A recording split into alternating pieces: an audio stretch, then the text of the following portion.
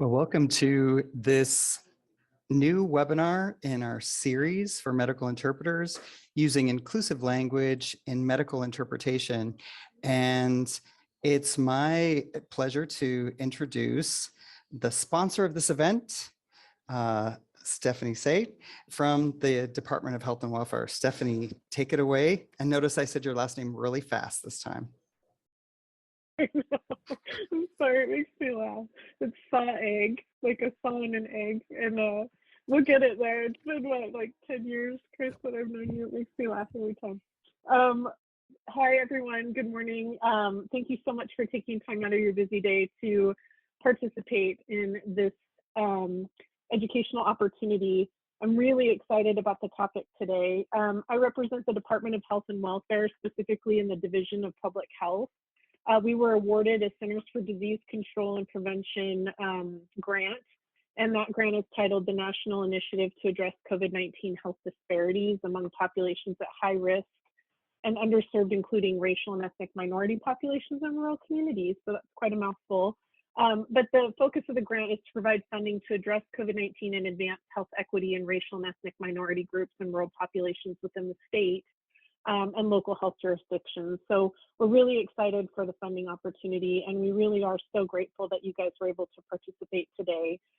We're going to continue to release educational opportunities over the coming months, consistently with MD translation. And Chris, just a phenomenal job pulling together amazing speakers and topics for our state. So it's just such a great opportunity to have you as a local asset. And I will turn it back over to you. So thank you so much. Okay, thank you very much, Stephanie. And thanks again for sponsoring educational opportunities like these for interpreters. And the Bureau of Rural Health and Primary Care has been very, very supportive of interpretation across the state and promoting quality patient care to diverse populations. So they're really a leader in our state for that and reaching out to the Four Corners. Wait, Idaho has more than four corners, don't we? Well, anyway, all the rural areas and mountainous areas of our state. And it's my pleasure to introduce to you Kelly Enriquez. And Kelly is very well known across the country for her engagement with interpreters on several different issues, one of those being inclusive language. And so Kelly, if you'd like to take over the mic and tell us a little bit about your background, and the floor is yours. All right, thank you so much. Thanks everyone for having me today. I'm glad we're able to get into all the nooks and crannies of Idaho here. So my name is Kelly Gretch Henriquez. I'm actually a Spanish medical interpreter in the state of Virginia. I'm actually in Richmond, Virginia. I'm a certified medical interpreter, certified healthcare interpreter, and I am, my goodness gracious, so many things that I'm interested in terms of interpretation. I'm an interpreter trainer. I also co-founded a website called InterpreMed with my business partner out of the Dominican Republic. And one of my passions is, well, aside from just language justice in general, like Chris had mentioned, inclusive language, big thing for me, especially when it comes to gender and sexually diverse populations. So sexual and gender diversity is a big passion of mine. And you will notice that I have my pronouns up here today. So if anyone would like to add their pronouns to their name, I would greatly appreciate it, because it kind of helps me, helps us all kind of orient ourselves and is in the spirit of inclusiveness. So without further ado, let's go ahead and get started. As long as I'm okay to get started, do I have the green light to go? You have a green light to go full speed ahead. Okay, full speed ahead. All righty. Well, today we're gonna, like I said, we're going to be talking about using inclusive language in medical interpretation. So we're going to start off with a definition of inclusive language, because inclusive language is something that a lot of folks seem to not really know what it is, or they think they have an idea of what it is, but it's actually a big umbrella. So if you can't tell, the kind of theme of my whole presentation today is umbrella. It's an umbrella of many different things, but inclusive language in general, all the different aspects of inclusive language have this in common. So inclusive language acknowledges diversity, conveys respect to all people, is sensitive to differences, and promotes equal opportunities. So I used this definition from the Linguistic Society of America and its guidelines for inclusive language. So, okay, this is what inclusive language is, but what does inclusive language look like? Well, like I said, it's an umbrella. And believe it or not, you probably already use and you probably already interpret, if you're an interpreter, inclusive language. So one example of inclusive language is actually using plain language. So every time a medical or mental health care provider uses plain language to explain a health concept, this is considered to be inclusive language as well. So if a provider says something like, hepatitis is an inflammation of the liver that is caused by a variety of infectious viruses and non-infectious agents leading to a range of health problems, some of which can be fatal. Okay, this is from the World Health Organization, and this is from their health topics on hepatitis. Not the most inclusive, not the most accessible plain language way to phrase this. We have some big words. It's one big, long, complicated sentence. So using plain language, a provider might say something like this. Hepatitis just means liver inflammation. A lot of the time, it's caused by viral infections like hepatitis A, B, or C. However, it can sometimes be caused by things like drinking too much alcohol, being exposed to toxins, or even taking certain medications. So this is an example of plain language. It's more accessible. We have shorter words here. We do have a couple of complicated words, but at the very least, they're explained. So I just want to let you know, interpreters, I'm not telling you to take this plain language, this message that's not plain language and turn it into plain language. At the end of the day, and this is a big takeaway from this, I'm not telling you to change the way that you interpret per se. You're not supposed to change the message. You're supposed to keep the message the same, respecting the style, the register, all of those things, all of those qualities of speech. We should be reflecting that in the language we're interpreting into. However, it's important in order for us to interpret these things accurately to recognize those qualities of speech, to recognize register. And this is something we should already be doing. Register is how formal or how complex speech is. So this is one way that we actually already interpret inclusive language. So if you're wondering, okay, but Kelly, how is this inclusive language? I thought that inclusive language stuff was all that new agey peace and love stuff. You know, we're supposed to include everyone and rah, rah, peace and love. Well, let's take it back to our definition of inclusive language, shall we? So I would argue, I could certainly make the argument that using plain language checks all of these boxes in terms of diversity, respect, sensitivity, equal opportunities. But using plain language, I'm just going to focus here on this equal opportunities part. We're giving the person that we're providing this information to an equal opportunity for them to learn about their health and know what's going on. And you know what? I'll even say, when it comes to diversity, we have to recognize, especially here in the United States, I mean, not just limited to the United States, but certainly here in the United States, we have different levels of access to the education system, different levels of access to educational funding, different levels of access to different things that might affect our socioeconomic status, different things that can affect, okay, what sort of language is going to reach me more easily? What sort of language is the language that I'm going to be more able to understand based on all of these different factors? So this is intricately tied in with not just diverse populations, limited English proficient populations, because you could be the smartest person in the world, you could understand the most complex language in your target language, but if you're not a native English speaker and your proficiency in English is limited, your ability to access that health information in complex English is going to be limited. Okay. And I just want to point out what Chris had mentioned in the chat, that if you have any questions as we're going along, I'm going to try and save questions for the end because we only have an hour together. Unfortunately, I wish we had like 5 hours together. That would be great. But just go ahead and type your questions into the Q&A section. It's going to be a little button at the bottom with 2 little word bubbles. Enter your questions there. And if it comes up, it might be something I'm going to answer during the presentation. If not, I'm going to try my very best to address your questions at the end. So, like I said, plain language is actually part of inclusive language. So the thing is, inclusive language is actually a huge umbrella of so many different things. And I'm going to be real with you. I could spend, like I said, 10 hours talking about this, probably more. So we're not going to get super in depth into all of these categories today. It's just impossible in an hour, but I will give you a good starting point because nearly all of the lessons that we learn in one category can be applied across categories. Even if I mention it in one specific category, that lesson can probably be carried over to something else underneath this umbrella. And at the end, I have a whole thing that I'm providing you with a whole bunch of additional resources for further learning.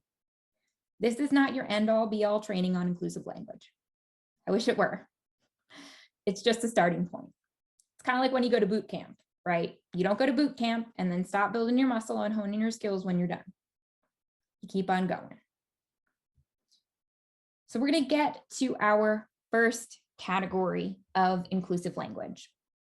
And the reason why I mentioned this one first, and the reason why I'm going to spend a little bit of extra time on this one, is because this is what most people think about when it comes to inclusive language if they've heard about it before. So while this certainly isn't the case that this is the only category of inclusive language, it's important for us to learn about it, especially because this category will teach us some valuable lessons that we can carry over to other categories of inclusive language. So we have 3 examples here. The first quote here is taken from the good old US Declaration of Independence. All men are created equal. I don't think anyone's going to argue that that's not inclusive, right? So we're just going to give an example of 3 different people here. We have a man and we have a woman. Okay, so of course there aren't just men in this world, there are women too. But there's another person here too. And they're not a man and they're not a woman. So we have non-binary folks. So not just non-binary folks, but gender non-conforming folks and a bunch of other people that I could literally, again, spend hours talking about. Now, this might be a new concept for some of you all, but just for the sake of simplicity, we're just going to limit this to a single non-binary person. So let's talk a little bit about gender to make sure we're all on the same page and we can understand everything in context. So when it comes to gender, and I'm going to mention some anatomical terms on this slide. So hopefully we're all going to be comfortable with this because, you know, at the end of the day, hopefully most of us are medical interpreters or have some form of involvement in the medical world. So anatomical terms shouldn't be offensive. That's another form of inclusive language, actually. Speaking frankly about anatomical body parts, talking non-judgmentally about sex and genitals and things like that. So when we're born, we're assigned a sex. And this is based on our external sex traits. So in other words, people look at our external genitalia and they go, it's a boy, it's a girl, okay? So if a baby is born with a penis, we say that baby is a boy. If a baby is born with a vulva, we say that baby is a girl. I say vulva here because vagina is actually internal genitalia, vulva is the external genitalia. This is one of those terms that's colloquially used for external genitalia as well, but sticking to anatomical terms here, we're talking about external genitalia, what we can see. So we like to pretend that these are the only 2 categories. These are the only 2 boxes in which people can fit based on their sex traits, their physical sex traits, their external sex traits like their genitalia. However, there is another whole group of people out there. So these can be folks who might be somewhere in between these 2. So really, physical sex traits is kind of like a spectrum, a gradient, if you will. It's not just nice and neat 2 boxes, male, female. We can have someone who might be somewhere in between. They might have external physical sex traits, like a vulva. They might have internal sex traits that are more aligned with male. We also have chromosomes as well. So sometimes your chromosomes might not match your external sex traits, things like that. So, but this is all about physical, okay? So you can also have someone who might fall on the spectrum of intersex. They might fall here, or here, or here, or here, or here. There are so many different possibilities out there. So as much as we'd like to pretend that there are only two boxes, in all reality, there are plenty of people out there who are born who do not have these very, very binary, I like to use that word a lot, binary, one of two categories of physical sex traits. So remember, this is physical. This is about our parts. This is about our genetics, okay? Now, when it comes to our gender, who we are as people, we have a say too. So when we're babies, we can't really speak up for ourselves. And let's face it, before a certain point, we're probably not even aware of our existence. Like, as my husband likes to say, the lights aren't just on yet, okay? But at a certain point, we develop our sense of self. So this person here was assigned male at birth. Okay, they were born with a penis and someone said, oh, this is a boy, it's a boy, male, okay. And then they're like, yeah, okay, hey, I'm a male, I'm a dude, all right. So this is what we call cisgender. This is a term that you may or may not have heard of. I hope you have, but it's not a bad word. Just like we have heterosexual and homosexual, you know, homosexual isn't a bad word and neither is heterosexual, right? So gender, cisgender, just means, cis means on the same side. So cisgender means your gender is the same as the sex you were assigned at birth, the gender that was assigned based on the sex you were assigned at birth. That's it. That's just who they are. And we don't say that I identify as a male. We say that they are a male, right? That's just who they are. But what if this person is like, you know what? You may have assigned me male at birth, but I'm not male. So this person would be what we call transgender. So trans means across. So most of us here are likely linguists.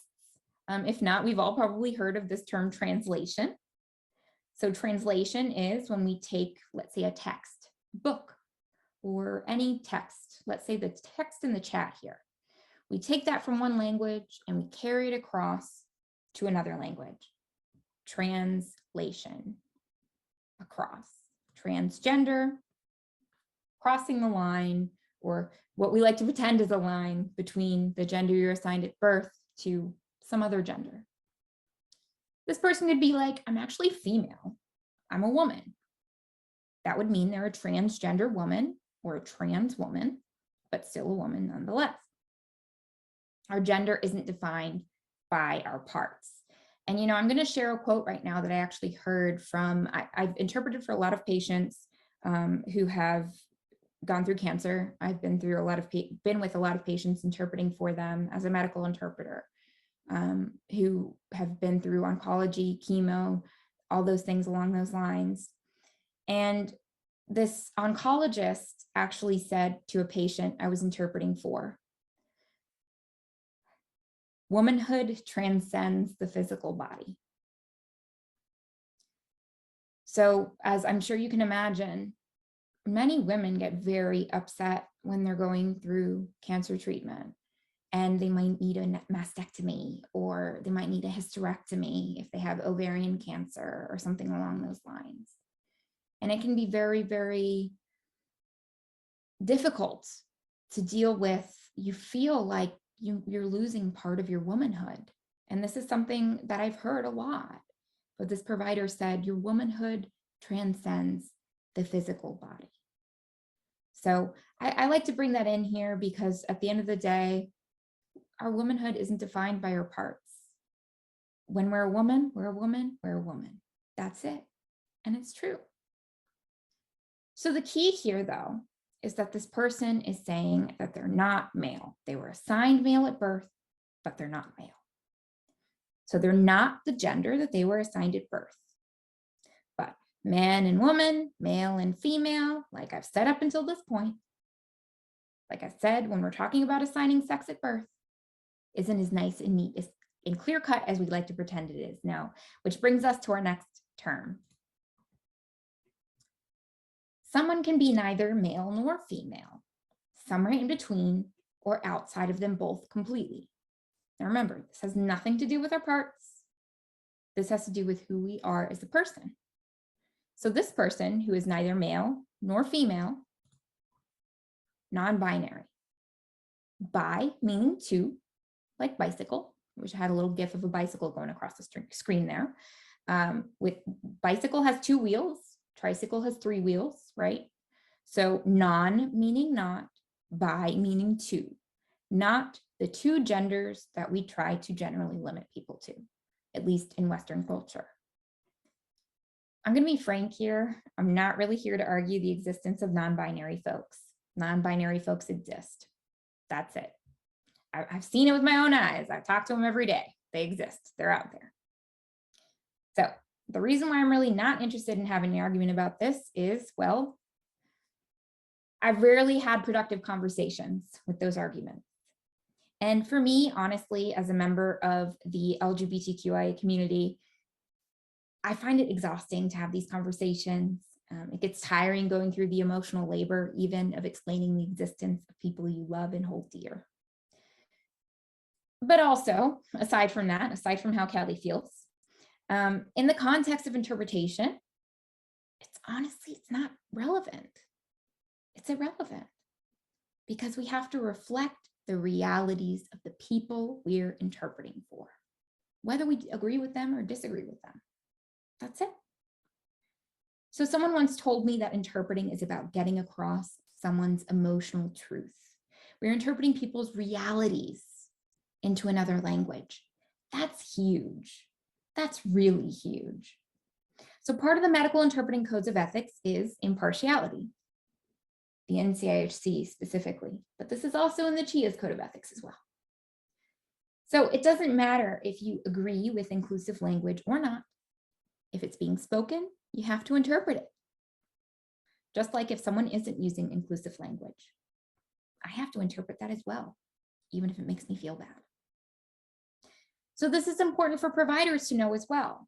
If I have any providers here, please let me know in the chat if you're a provider.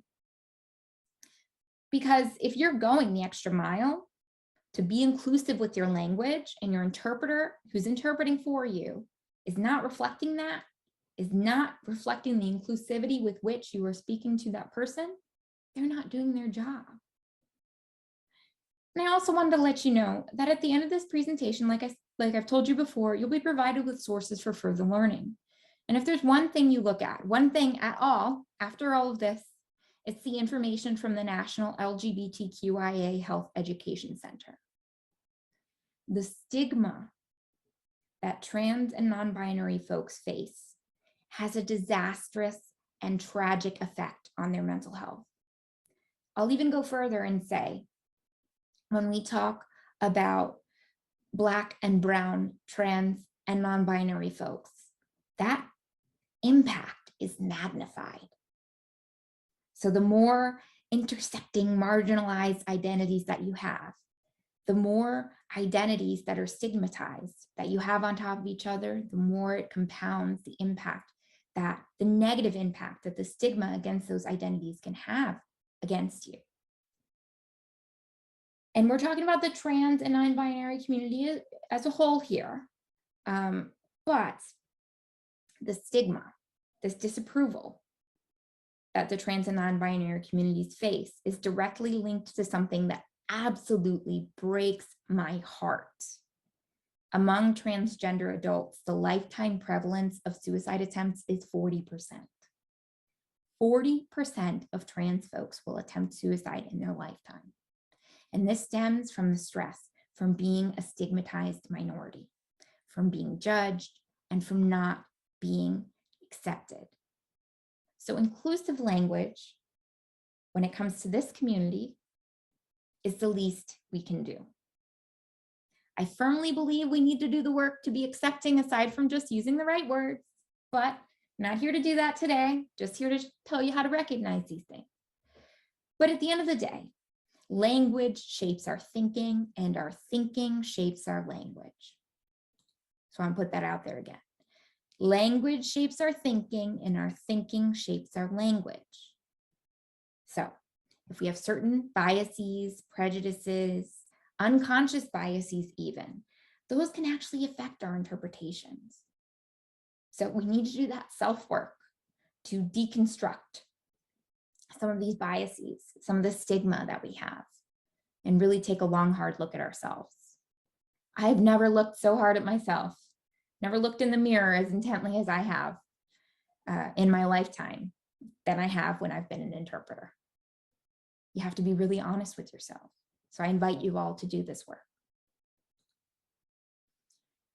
So I know that was a bit of a sidebar, but a very important message that can be carried across to all aspects of inclusive language. So this isn't really about grammar at all. At the end of the day, it's not about language policing, it's about respect. That's what inclusive language is about. It's about respect. The English language or the Spanish language or the Chinese language or the French language or whatever language you interpret or whatever language you speak outside of English or even the English language itself. Languages don't have feelings. People do. People deserve respect and people deserve not to be left out. So obviously, when we say all men are created equal, that just includes dude man here. Okay. Now, if we move right along to gender inclusive language. So keep in mind, gender inclusive language is another umbrella term. It can include gender neutral language, but in this case, it doesn't. So oftentimes it's well-meaning, but it still can be exclusive. All men and women are created equal. Okay, well, that includes men, that includes this man, and that includes this woman, but it doesn't include this non-binary person. It doesn't include non-gender conforming people. And in addition, man and woman, this includes trans men and this includes trans women. Just want to put that out there. So when we say all people are created equal, this includes everyone. So I show you this example just to illustrate the point that sometimes we can be inclusive of one group, in this case, women in the second example, while still actively excluding others. So some language can be more inclusive than others, but it doesn't mean it isn't still exclusive. So this is where the general consensus among gender diverse populations may differ from organizations such as, for instance, the UN. The UN actually places priority on using gender inclusive language to make women visible, which is great. Women need to be visible, especially right now, especially with everything that just happened with the Supreme Court. Hate to bring that up, but it set the tone for my day. I'm just going to put that out there. So we have to recognize, though, that men and women is not inclusive. Even the rhetoric that we use surrounding reproductive rights in the United States leaves out trans and non-binary folks, many of whom have uteruses.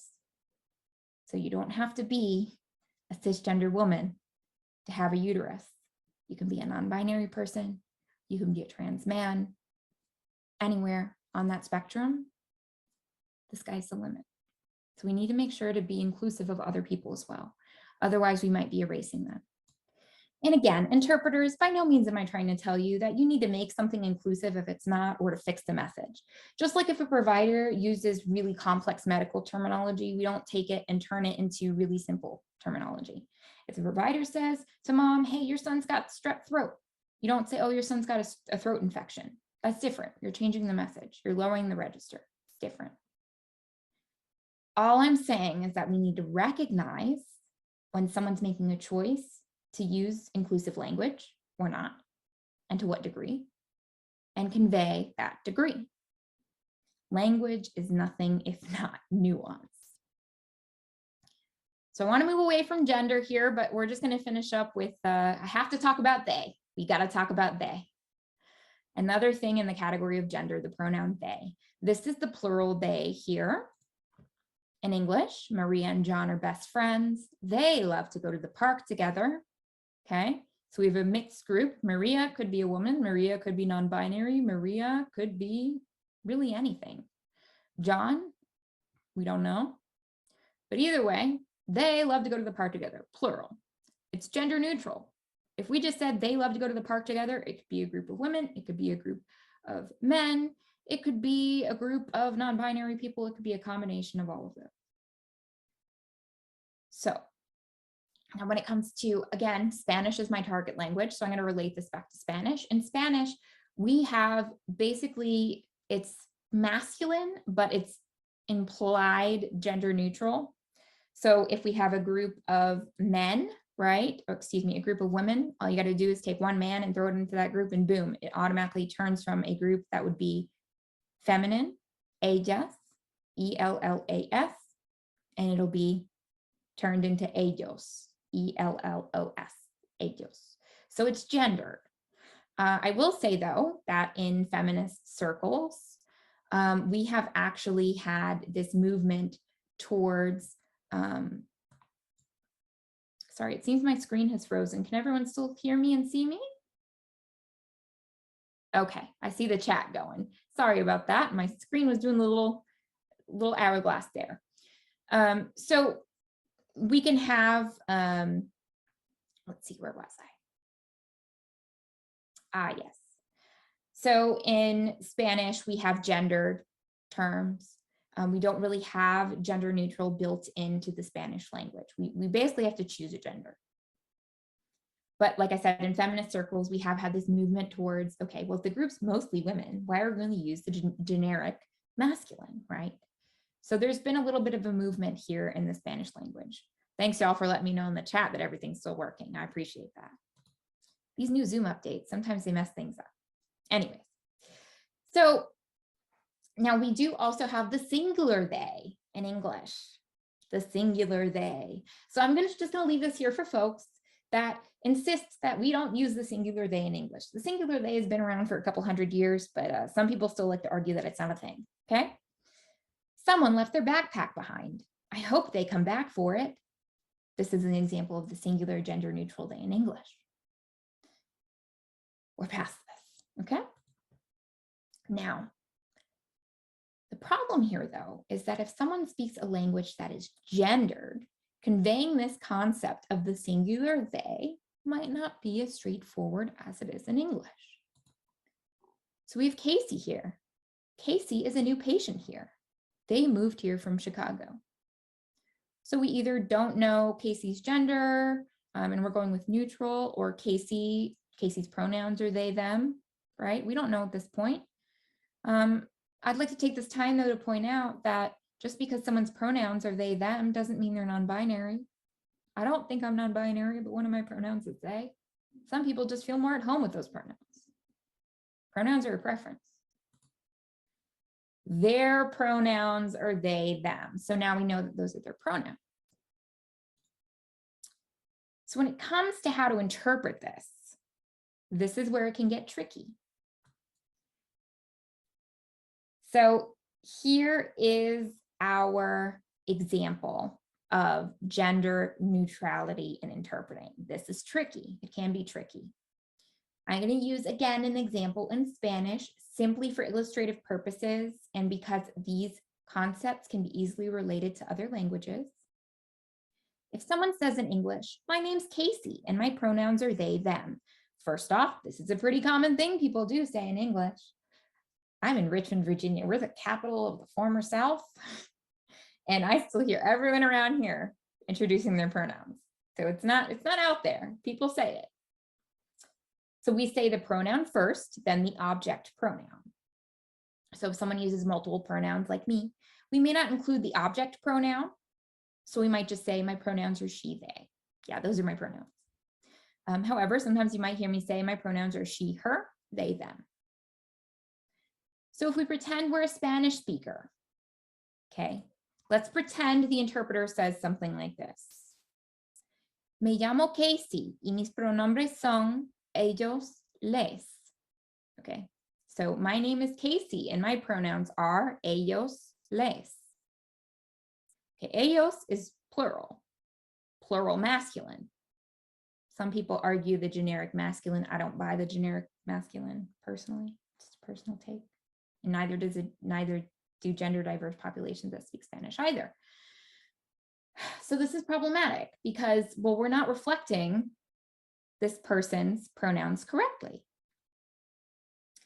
This isn't accurate because it's plural. It's also not inclusive. You're invalidating that person's pronouns and their identity, full stop. But even worse than this is when some interpreters will literally stop the session and say something like this. This isn't nice, but I'm going to say it. This is the interpreter speaking. His preferred pronouns don't exist in Spanish because Spanish is a gendered language. Okay. That is not good. That is such a loaded thing to say for multiple reasons. First off, my pronouns are she, they. Those aren't my preferred pronouns. Those are my pronouns. Okay. So they, them are Casey's pronouns. They're not Casey's preferred pronouns. Basically, you're telling this person that they don't exist, which that's very dehumanizing. And you're saying, hey, this language, yeah, it doesn't see you. So you're also invalidating the many people who speak that language who have come up with a solution for this. So you're being biased here by doing this. Okay, so this isn't inclusive, this isn't accurate. Now I'm going to take a little sidebar here just to point something out. Again, this is one of those things that's very, very, very important to apply across all aspects of inclusive language. And feel free to answer this in the chat. If you're a Spanish speaker, what do we call a roofer in Spanish? A roofer. How do we say roofer in Spanish? Someone who works on your roof. I don't see anyone saying anything in the chat. I'll tell you what, while we're waiting for the chat, I'll tell you what. Yeah, okay, así, persona que arregla los techos. I will, techador, trabajador en techos. So we have a lot of person who works on roof, roofer, person who fixes roof, roofero. Yes, that is what I hear amongst Spanish-speaking construction workers, but this is what RAE, or the Real Academia Española, says is roofer, is techador, because roof is techo. So techador is someone who fixes your roof. So roofero is honestly what I hear a lot of folks using who are construction workers who speak Spanish. And I interpret for them. This is the term that they use. By no means am I trying to say that, oh my goodness, you have to use roofero. All I'm saying is if someone does prefer to use roofero, you should probably use roofero. So you probably wouldn't know this though, unless, well, you've talked to folks who are construction workers who speak Spanish, or at the very least, their contacts 1 or 2 degrees removed, like their coworkers or a friend of a friend. They know that that person calls themselves a roofero. So it's not in the dictionary, but it's still a word people use. So another super important point about inclusive language, we have this concept of linguistic descriptivism. Yes, roofero is Spanglish, but people do use that word. Monolingual Spanish speakers will use roofero. So we do have a lot of it's called an Anglicism. There are words in Spanish like we have troca, which is truck. We have, oh my goodness, so many different words. And that's the thing about language is rich. Language has so many different varieties and things like that, that I spend all day, every day learning these things. So linguistic descriptivism is this concept that it's a non-judgmental approach to how language is managed, that focuses on how language is really used by the people who speak it. Whereas in the other side of the equation, we have linguistic prescriptivism.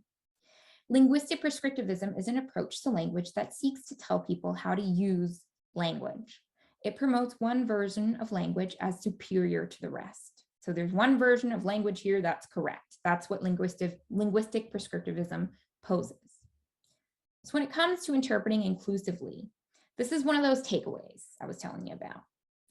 We can apply this concept across all categories of inclusive language, that official sources are just one source of information we can use. So don't get me wrong, dictionaries and other official sources are great reference points, but if your language has an official academy like l'Académie Française, you also need to take its history into account. So, hot take. Hot take. Colonizers imposed their languages upon the people they colonized in the past. Okay. Some of these academies perpetuate what some folks call linguistic colonialism. They do this by not giving equal weight to variations of what they still see as their language that belongs to them, spoken in former colonies, despite the fact that these languages have flourished and evolved independent of colonial control for hundreds of years. At the end of the day, languages are shaped by the people who speak them, not just by the academies that attempt to govern them. If you go to the Real Academia Española, the RAI, the Spanish Language Academy, and you look up, goodness gracious, I believe I looked up the word cholo. And if you look that word up there, and then you go to the Mexican Academy of Language, it gives you two completely different definitions. And I dare say that the definition given by RAI is kind of loaded. It's not a very nice definition. So we need to recognize that even language authorities can be biased. So even though RAI, the Real Academia Española, does not recognize ella or le as the generally accepted gender neutral pronouns in Spanish, in gender diverse communities, and in inclusive language movements in Spanish speaking countries like Argentina, Chile, Paraguay, Mexico, Spain, and more, they use these terms in the inclusive language movement. And Spanish speakers use these terms too, ella and le. I promise you, there are Spanish speakers who do not use gendered pronouns for themselves in Spanish. And I'm not just some outsider trying to tell you how to speak. I'm an emissary for people who already speak this way. So I am more than happy to provide those Academy websites later. Yes, absolutely. So coming back to our definition of inclusive language: diversity, respect, sensitivity, equal opportunities, right? So providers, I encourage you to use inclusive language with your patients. Interpreters, I encourage you to interpret when those providers do. Language access coordinators, I encourage you to empower your interpreters to not further contribute to the marginalization and stigmatization of people, intentionally or unintentionally. These things can and do have real consequences, and not enough people are talking about it. Not enough people are learning about it. So in terms of adjectives for ella and le, you would say, for instance, they are tired, singular they, ella está cansada. The E ending in Spanish actually has a lot of precedence in terms of being a gender neutral ending. So this just doesn't come out of nowhere. This actually has precedence in the Spanish language. This is not recognized by the by RAI. However, this is language that people use every day. I did want to get on, I got a little bit behind on time here, y'all. I'm sorry about that, but this is what happens. Kelly talks too much. So I want to talk very quickly about person first language, because this is another really important takeaway here. So the simplest definition ever of person first language is centering people's humanity, putting people first.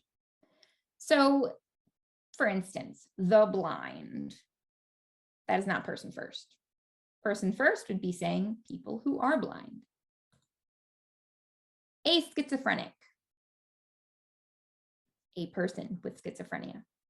Not a nice thing to say. You're reducing someone to an adjective as a noun, basically, and you're not recognizing their humanity. And this actually comes from an article that is listed in the further resources that I provide you all. So person first language is also abbreviated as PFL, not to be confused with PSL, pumpkin spice latte. Wheelchair person. This is actually from an article that I read and is provided in the further resources that we provided to you at the end of this webinar. Someone who is disabled and a wheelchair user says that people would call her a wheelchair person. And she's like, well, I'm a person who uses a wheelchair, but I'm not a wheelchair person. Makes me think of like some kind of like cyborg person. It's not nice. That's dehumanizing. And I'm going to put a word out there that is extremely offensive. I find it extremely offensive, but I just want to put it out there because I still hear people using it like it's not offensive. It is offensive. When people use the word illegals,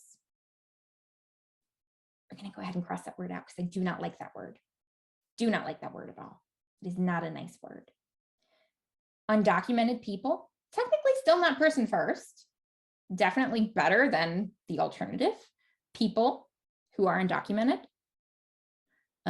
Potentially, I even hear a lot of Spanish speakers will say people without papers. People without papers. I love it. I love it. You can say that too. So person first language is designed to center people's humanity. Okay.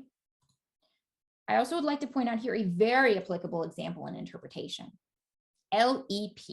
So LEP stands for Limited English Proficiency or Limited English Proficient. So this is the acronym used by the Department of Health and Human Services to describe folks whose, well, proficiency in English is limited. They don't speak English fluently.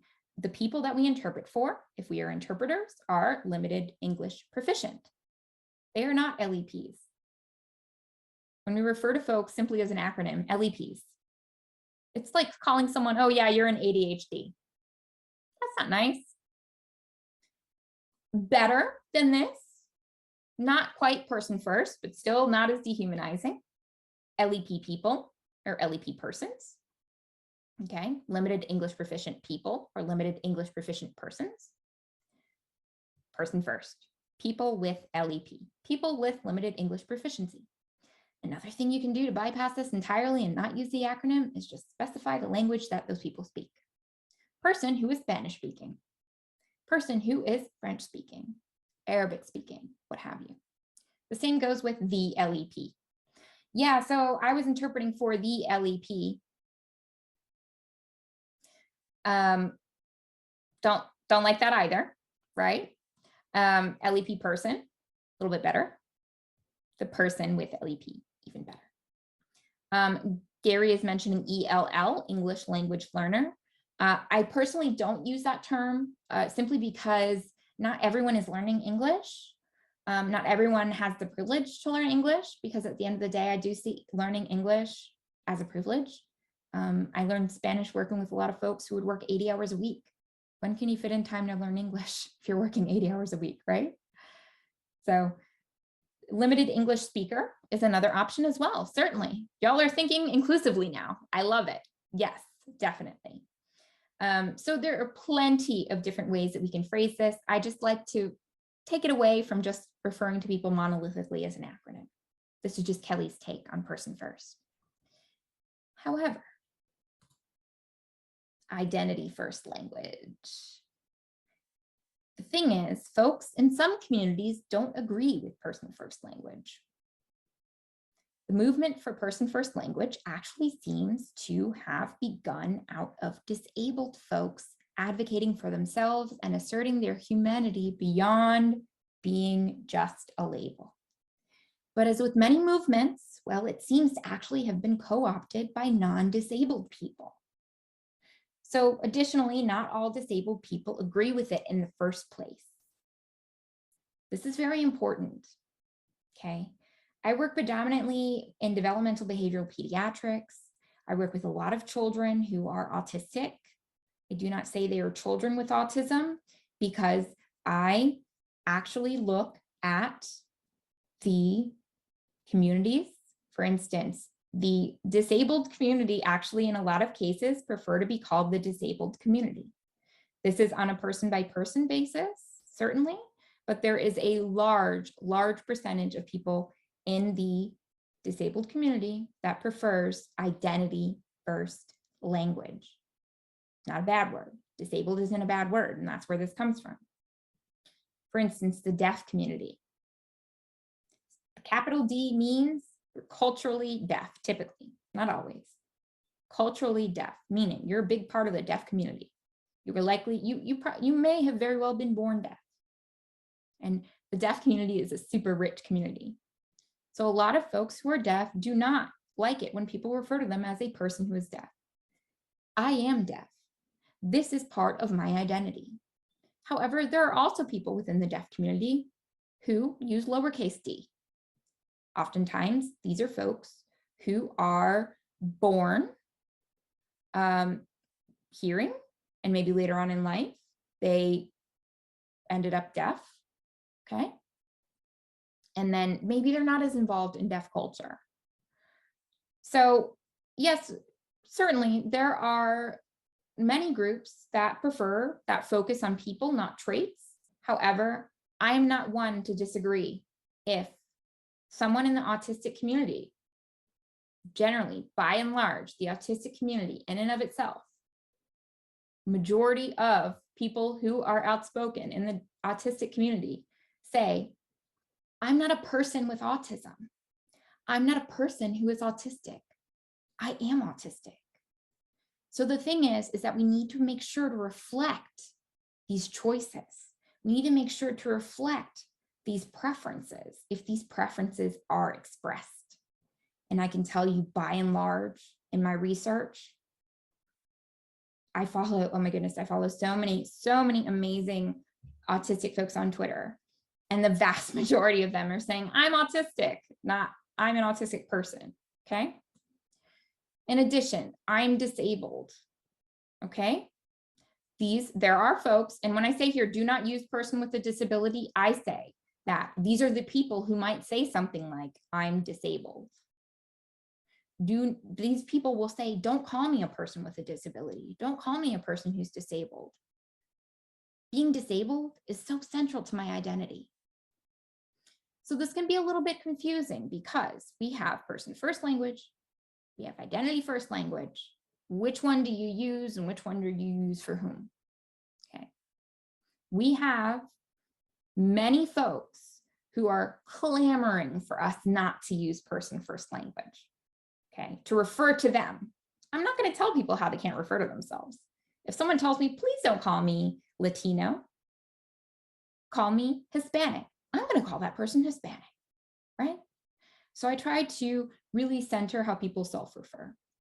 We do have 5 minutes until the Q&A, so I'm going to go ahead and go through my last little bit of slides here. So I can tell you, in the Spanish-speaking community, a lot of what I just said about person first versus identity first still holds true. A lot of folks in the Spanish-speaking autistic community actually prefer to be called autistic and not a person with autism. So this is my super complicated process for choosing whether to use person first or identity first language when interpreting. Are you ready? Brace yourselves. What Kelly does when she's interpreting. Well, I interpret. If someone uses person first language, I'm going to interpret person first language. If someone uses identity first language, I'm going to interpret identity first language.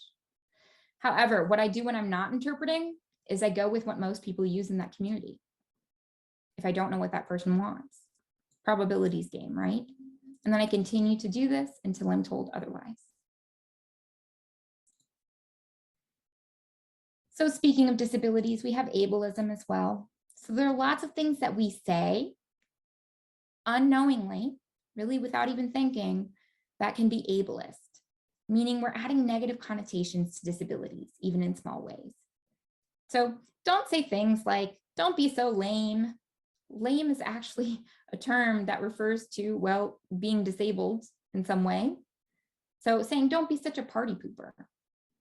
It would not be offensive at all to ask someone how they prefer to be addressed.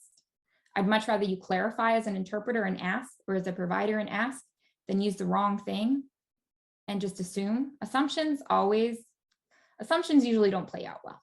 So asking is great. And a reminder, interpreters, of course, interpret what you hear, but also recognize the context of the message in both languages. For instance, when we interpret bad words, okay, what might not be that bad of a word in English, if interpreted literally, may very, very well be a more powerful word in Spanish. And the same goes for a lot of these words that have connotations about disabilities, okay? I'm gonna skip ahead here. So I didn't get to our last category because Kelly talks too much, sorry y'all. Our major takeaways though, aside from the importance of inclusive language, and its purpose. So number one, interpreters, we need to recognize and reflect word choice. Okay, if someone makes a choice about words, we just need to interpret them, and we need to find out, okay, is this relatively the same in our target language or is it not? Using publications from international organizations can be very, very helpful, but that's just one source that we can use, right? We need to actually look at how people are actually speaking. Number two, when in doubt, defer to how people self-refer. Okay, if you're not sure, oh man, how do I say a person with autism or an autistic person? Okay, well, if that person with autism or that autistic person is verbal and they're able to actually answer that question and you're unsure, why not just ask them? Okay, but if you don't know, a lot of times, generally how that community self-refers is going to be a good clue for you. And then number three, we want to make sure to use a sort of descriptivist approach where we describe language. We don't tell people how to use language, point our finger and say, no, that's not correct. This is why I don't like to say correct and incorrect. I like to say textbook versus colloquial, right? Not placing value judgments on languages, and use all your sources. Use your official sources, use your unofficial sources. And lastly, this is just the tip of the iceberg. What we've talked about today, including the stuff that Kelly had on our slides, but was talking too much to get to. I'll see if perhaps Chris might be able to, if I send Chris a PDF of my slides, Chris can share those slides potentially with the attendees. I'm more than happy to do that if that's something we can do. An inclusive language that we haven't touched on in depth, this is everything that's underneath. We've only touched the tip of the iceberg. So here are more resources for you all. I have those resources there. In fact, what I can probably do, if this is okay with you, Chris, is I can post a PDF document for folks to download from my website, or if you'd rather send it yourself, I can certainly do that as well. Kelly, thank you so much. You know, it might be easier if you post that on the website, and we will have that link going to every one of the registrants as a follow-up from this Zoom webinar. That sounds great. Okay. Do you mind if I read a couple of the questions to you? Absolutely. And you can answer, so you're not asking your own questions and then answering yourself? That sounds great. It'll give me a chance to Okay. drink some water. Okay, great. So I'll speak slowly. Monica says she really wished that some providers would at least try to understand how very important this topic is. So in summary, how do you think that we as medical interpreters can educate providers about this? On my end, it's definitely something that I'm going to be passing on to the Bureau of Rural Health and Primary Care as a suggested topic for future provider training. But what's your take on that? So I think there are a couple of things here. So first off, we can certainly use third-person interjections as interpreters to our advantage. So let's say if for whatever reason, I always get these kind of off-the-cuff comments from providers like, oh man, how would you interpret that into Spanish? Okay, well, that would be a great time to perhaps engage in a third-person interjection and engage in a little bit of education, or potentially if you're an in-person interpreter and you have time after the appointment, maybe giving some provider education. In addition, I would say we have to remember as medical interpreters that part of our role, one of the, those classic 4 roles of the medical interpreter, the most involved role is the advocate role. So I do say if we are ever in a situation where a healthcare provider is repeatedly misgendering the patient for whom we are interpreting, and maliciously so, which has certainly happened, unfortunately, I've been there to witness this, and I've had to advocate for the patient. Remember, the NCIHC says that if a patient's health, well-being, or dignity is at risk, we may be justified in acting as an advocate. So in those instances, I would say that certainly falls under well-being, emotional well-being. As I mentioned, those statistics about mental health within the trans and non-binary community, misgendering is, in my personal and professional opinion, properly referring to someone, not misgendering someone, is suicide prevention. And in addition, dignity. How are you not violating someone's dignity if you're purposely and maliciously misgendering them? So stepping into the advocate role is certainly something that we can do. I know a lot of people don't like to step into that role, but if you feel prepared to, that's certainly something you could do. Thank you, Kelly. I think you touched on this just briefly, but Nelson asks, how do you suggest dealing with adjectives along with el de, le? For example, el de está preocupado, or el de se siente adolorido. Yeah, so the generally accepted, again, not accepted by RAE, the Real Academia Española, but certainly accepted within gender diverse communities in the Spanish language, is the E ending as the generic kind of neutral ending. This actually, as I said, mentioned before, has precedence in the Spanish language, like presidente, right? President. Is it masculine? Is it feminine? It's actually implied to be gender neutral, right? So that E ending has that precedence as gender neutral. So I actually have in the list of further resources, there's a link to my page on my website on LGBTQ resources. And there's a page called I Am Latine. And that actually marries national identity and ethnicity with gender neutrality in Spanish. And they give some usage examples of gender neutral Spanish there as well. And there's another page I'm thinking of now that I didn't put on there, but I'm going to put that on here in a few minutes. Kelly, thank you so much for this great presentation. I did get permission to go just a couple minutes over with our Q&A. Thanks, Stephanie. So this question from Joanne, in terms of non-binary language, what information can we access to become more familiar with it? And how do we use it in the Spanish language? Yeah, so on that resources page, this link that's here on your screen right now, I will actually be posting some additional resources. There are, I promise you, if you search, I believe non-binary wiki or gender wiki is another good one. It's actually a Wikipedia for gender neutral pronouns and neopronouns. So just to let you all know, they, them is not the only gender neutral pronoun. There's, oh my goodness, we have Z here, we have all sorts of gender neutral pronouns and across languages. Of course, Spanish isn't the only language that we're going to have to be interpreting into, right? I know everyone's so used to hearing everything default Spanish because Spanish is probably the most commonly interpreted language. But I believe Gender Wiki is another good one that has across languages. How do different languages handle gender neutral pronouns? So in Spanish, it's generally accepted to be ella. It used to be ajex, ELLX. However, that's difficult. You can write it just fine, but in terms of pronunciation, it's a little cumbersome. So we've generally moved away from that. So AJ seems to be pretty much the consensus from what I'm seeing. And then in the past, we used the arroba, the @ symbol. But the thing is that the arroba only covers the O and the A endings, which are the masculine and the feminine endings. So it's really not inclusive because we're not including that gender neutrality, which would be folks who are not male or female, which we of course need to include.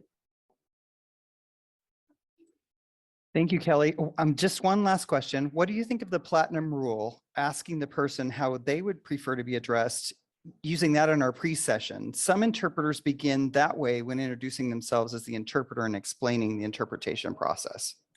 Yeah, certainly. I typically, and I actually do cover this in, I have an article. So I presented at the NCIHC annual membership meeting, not this past one, but the one before that, on LGBTQ affirming interpretation services. And in that, I talk about the advantages and disadvantages of adding that to your pre-session. So the thing is, let's be real here. If I were to add that to my pre-session every time, it would probably start this whole long conversation with some of the folks I interpret for, where we would just be talking about gender. And, if I'm doing a 30-minute pediatric speech therapy appointment, I don't want to spend 10 minutes of that appointment explaining the finer points of gender identity. As much as I would love to educate. So typically, I like to reflect the culture of the environment I'm walking into. So for instance, if I'm interpreting for mental health, We have some lovely places here where I live, where they have signs up all over the place that say, you know, this is an LGBTQ safe zone. Please tell us your pronouns. I actually include that in my pre-session in those spaces. So it's kind of know your audience a little bit, because generally speaking, if I think I were to pull out an A day with some of the parents I interpret for, they're probably gonna be like, wait, what? So there's also that we have to kind of balance. There's no black or white answer. We kind of have to strike as much of a happy medium as possible. I know it's not straightforward, sorry. No, Kelly, that was wonderful. Thank you so much. And again, to all the participants, this will be available in our webinar library for medical interpreters. And Stephanie, unless you have anything else, I'd like to thank everybody for participating. And thank you again, Kelly, for your wonderful presentation. Thanks, Chris. It was great to finally see your face. Thank you. All right, everyone. Well, thanks again for joining and be well.